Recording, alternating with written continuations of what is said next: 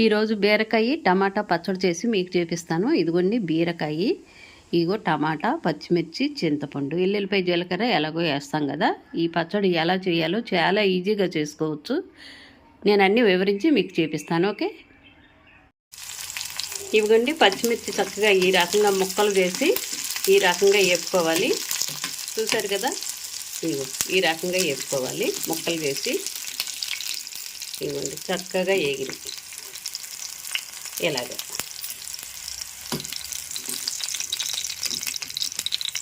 చూసారుగా ఈ రకంగా చక్కగా వేపేసుకొని ఇవన్నీ తీసేసాం కదా. ఇప్పుడు ఆయిల్ ఉంది కదా, ఎలాగో ఆ ఆయిల్లోనే ఇవ్వండి చూసారా ఈ రకంగా తరిగే టమాటాలును బీరకాయ ముక్కలు చక్కగా ఈ రకంగా తరిగాను. ఇప్పుడు ఇవి మగ్గబెట్టేద్దాం.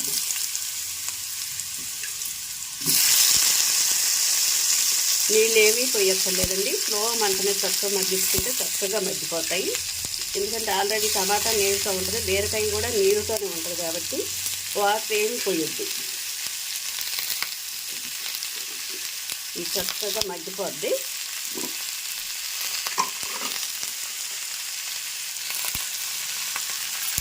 చూసాక మూత పెట్టేసి చక్కగా మగ్గిపోద్ది నిదానంగా. స్లో మంట మీద మగ్గబెట్టండి, చాలా చక్కగా మగ్గుతాయి. ఓకే, మళ్ళీ నేను మీకు చూపిస్తాను. ఇదిగోండి చక్కగా ఈ రకంగా చక్కగా మగ్గిపోయినాయి. చూసారా ఎంత మెత్తగా ఉన్నాయో. అయ్యి ఈ రకంగా చక్కగా మగ్గినాయి. మెత్తగా అయిపోయింది కదా, ఇలా మగ్గించుకోవాలి. పచ్చడి చేసి చూపిస్తాను. ఓకే, ఇప్పుడు బీరకాయ టమాటాకి అన్నీ సిద్ధం చేసి ఉంచాను కదండి. ఆ పచ్చడికి ఇగోండి పచ్చిమిర్చి వేసిపోయాను కదా, ఈ పచ్చిమిర్చి వేసేసాను. ఇప్పుడు మనం చింతపండు వేసుకోవాలండి. ఇదిగోండి పచ్చిమిర్చి వేసాను కదా, చింతపండు వేసాను. ఇప్పుడు ఉప్పు అండి, ఉప్పు తగినంత, కావాలంటే చూసి వేసుకోవచ్చు. ఇదిగోండి ఎల్లుల్లిపాయ జీలకర్ర కూడా వేసేస్తే చక్కగా ఇందులో నలుగుద్దండి. ఇప్పుడు మాది ఇంత మట్టికి మిక్సీ ముందలు పట్టేయాలి, మళ్ళీ తర్వాత అయ్యేద్దాం. ఓకే, మళ్ళీ మీకు చూపిస్తాను నేను. అదిగోండి ఆ రకంగా చక్కగా ఆడుకోవాలి. చూసారు కదా పచ్చబిచ్చ.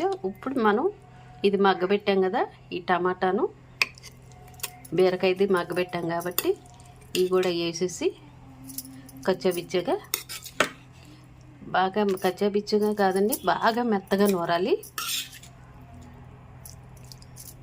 మీకు అది కూడా నేను చూపిస్తాను, ఎలా నూరుకోవాల్సింది ఏంటి అని కూడా నేను అన్నీ మీకు చూపిస్తాను. ఓకే, ఇది మెత్తగా నలిగిన తర్వాత మళ్ళీ మీకు చూపిస్తాను. ఓకే, టమాటా బీరకాయ అన్నమాట. ఇదిగోండి పచ్చడి చక్కగా ఈ రకంగా చేశాను. చూసారా ఇంత మెత్తగా ఆడుకోవాలి. టమాటా బీరకాయ పచ్చడి చాలా బాగుంటుందండి టేస్ట్. మీరు కూడా ఈ రకంగా చక్కగా చేసి చూడండి, మీకే తెలుస్తుంది. చూసారుగా అన్నీ వివరించి చక్కగా ఇలా మెత్తగా పేస్ట్గా చక్కగా ఏటిలోకైనా బాగానే ఉంటుందండి. ఇడ్లీలోకి కానీ, దోశలోకి కానీ, అన్నంలోకి కానీ అన్నిటిలోకి బాగుంటుంది టేస్ట్.